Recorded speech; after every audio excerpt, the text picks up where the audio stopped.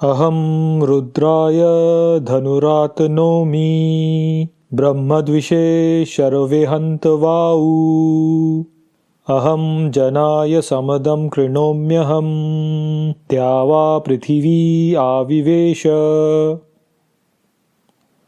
मैं रुद्र के लिए धनुष तानती हूँ ब्रह्मद्वेष में बाण के वेग से हत्या करने के लिए। मैं जनन के लिए मद को उत्पन्न करती हूँ। मैं स्वर्ग पृथ्वी में प्रविष्ट हूँ। यहाँ देवी कह रही हैं कि मैं रुद्र के लिए धनुष तानती हूँ जिससे वह ब्रह्म से द्वेष करने वालों की बाण के वेग से हत्या कर सके।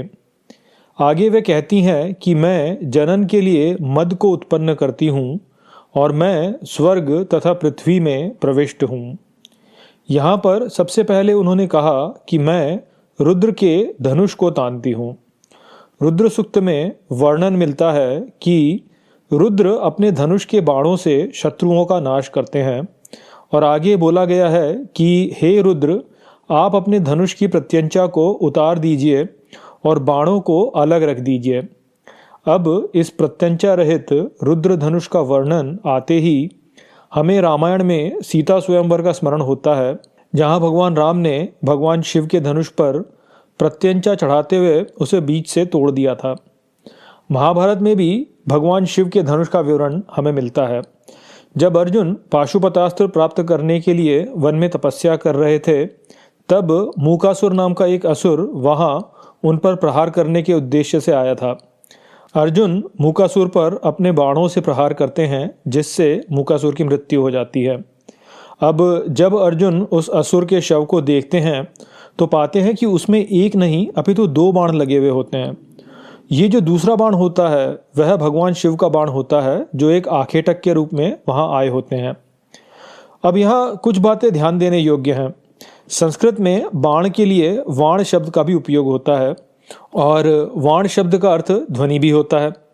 महाभारत की इस कथा में जिस असुर की हत्या बाण से हुई वह मूकासुर था और मूक शब्द का संस्कृत में अर्थ होता है वह जो बोल नहीं सकता।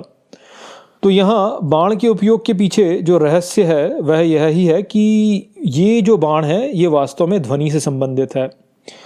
प्रश्नोपनिषद के दूसरे प्रश्न के तीसरे मंत्र में आता है कि वरिष्ठ प्राण स्वयं को 5 में विभाजित कर इस वाण को पकड़ने के लिए शरीर में प्रवेश करता है। वहाँ पर इस वाण का अर्थ ध्वनि या अक्षर के रूप में है। तो इससे हमें पता चलता है कि रुद्र अक्षर हैं जो अपने बाणों से जो क्षर है उसे नष्ट कर देते हैं। अक्षर यहाँ वह है जो परिवर्तन के परे है अर्थात ब्रह्म, और क्षर यहाँ संसार है। इसलिए भगवान शिव को संसार का विनाश करने वाला कहा जाता है। देवी ने पिछले 2 मंत्रों में कहा कि वह बोलती हैं और यहाँ जिस असुर का वध हुआ वह है मूकासुर अर्थात वह जो नहीं बोलता। तो इसलिए समझिए कि ज्ञानियों के लिए संसार देवी है जो बोलती हैं और अज्ञानियों के लिए संसार मूकासुर है जो कुछ नहीं बोलता, और जो अज्ञानी है उनको देवी क्षीण कर देती हैं, जो कि यहाँ पर मूकासुर की हत्या का प्रतीक है। देवी ने यह कहा कि मैं रुद्र के धनुष को तानती हूँ। अब यदि आप धनुष पर तने हुए तीर के चित्र को घुमा दें तो वह एक त्रिशूल के अनुरूप दिखेगा, और हम जानते हैं कि भगवान शिव त्रिशूल धारण करते हैं।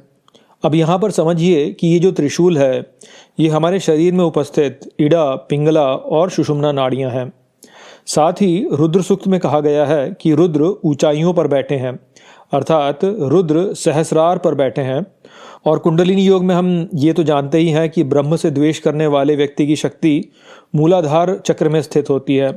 तो जब रुद्र बाण मारते हैं तो वे बाण सहस्रार से नीचे मूलाधार की ओर मारते हैं, और ये जो दिशा है बाण की सहस्रार से मूलाधार की ओर, ये दिशा अपान की दिशा है अर्थात ये दिशा मृत्यु की दिशा है।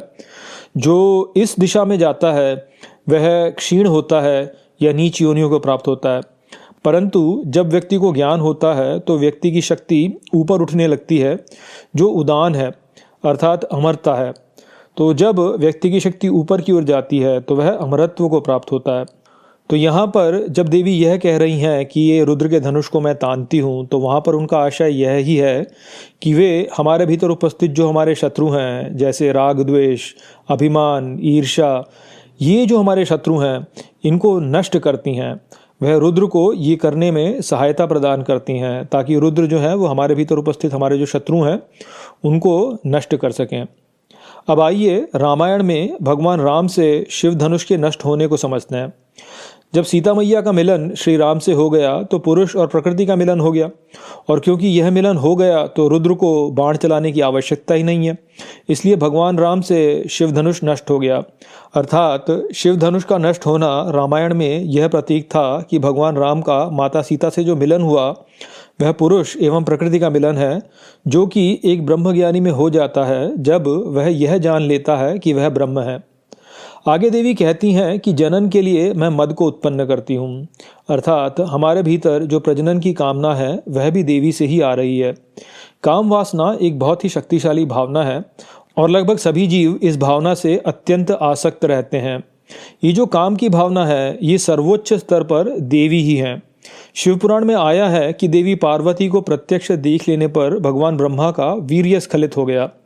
यहाँ परोक्ष रूप से यह बताया जा रहा है कि मामोन्माद को अनुभव करते ही जो व्यक्ति संसार से आसक्त होता है उसका वीर्य स्खलित हो जाता है।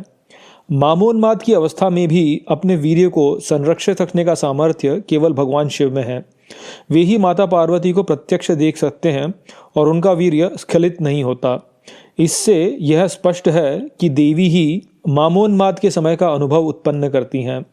लिंग पुराण में आता है कि जब राजा सुद्युम्न ने श्रावण वन में प्रवेश किया, जहाँ माता पार्वती और भगवान शिव साथ में थे, तो वह स्त्री में परिवर्तित हो गया, क्योंकि उस वन में भगवान शिव के अतिरिक्त सब जीव स्त्री हैं। यहाँ से भी हमें संकेत मिलता है कि देवी को प्रत्यक्ष देखना केवल ऐसे व्यक्ति के लिए संभव है जो स्वयं को शिव जान चुका है। ऐसा ही व्यक्ति पुरुष कहलाने योग्य है, जो स्वयं को शुद्ध दृष्टा मानता है और इसके अतिरिक्त स्वयं को और कुछ नहीं मानता, वह ही पुरुष है, फिर चाहे उसकी देह पुरुष हो या स्त्री हो। वहीं जो व्यक्ति स्वयं को अपनी देह मानता है, उसकी देह भले ही पुरुष की हो किंतु वास्तव में वह स्त्री है। यही कारण है कि भगवान कृष्ण के लिए सभी जीव स्त्री कहे जाते हैं। वास्तव में सब स्थानों पर जो कुछ भी अनुभव में है वह सब कुछ स्त्री ही है, और ऐसे देवी कहती हैं कि मैं सब में प्रविष्ट हूँ। अर्थात यदि आप अपना तादात्म्य किसी ऐसी इकाई के साथ में जोड़ के रखते हैं जो कि हमारे अनुभव में है, तो उस स्थिति में आपका जो वास्तविक स्वरूप है वह स्त्री है। यहाँ स्मरण रखिए कि स्त्री को हमें नकारात्मक नहीं मानना है, अपितु ईश्वर के परिप्रेक्ष्य में अपने स्थान को ठीक से समझना है। भक्ति में माधुर्य भाव को श्रेष्ठ माना गया है, जहाँ भक्त स्वयं को ईश्वर की प्रेयसी मानकर उसकी भक्ति करता है। तो समस्या जीव के परमात्मा के प्रति स्त्री होने में नहीं है। समस्या इस बात में है कि जीव अपनी इस स्थिति को स्वीकार नहीं करता और स्वयं को ईश्वर तुल्य मानता रहता है। ईश्वर अनुभव के परे है और जो कुछ भी अनुभव में है वह स्त्री है। तो यदि जीव स्वयं को ईश्वर की शक्ति के रूप में स्वयं को स्त्री स्वीकार कर ले तो वह देवी के साथ एक हो जाता है और ईश्वर को पा लेता है। यही कारण है कि रासलीला में पुरुष का प्रवेश वर्जित है, क्योंकि ईश्वर के साथ में एक प्रेम संबंध बनाने के लिए जो भक्त होता है उसको स्त्री भाव ही चुनना पड़ता है। परंतु आप देखिए कि संसार में अधिकांश लोग स्त्री भाव को स्वीकार ही नहीं करना चाहते। पुल्लिंग वालों को तो छोड़िए, स्त्रीलिंग वाले भी पुल्लिंग उपयुक्त व्यवहार को ही श्रेष्ठ मानकर नारीवाद में लग जाते हैं। अब आप ही सोचिए कि क्या यह देवी का अपमान नहीं है, परंतु लोगों को इस बात का भान नहीं होता।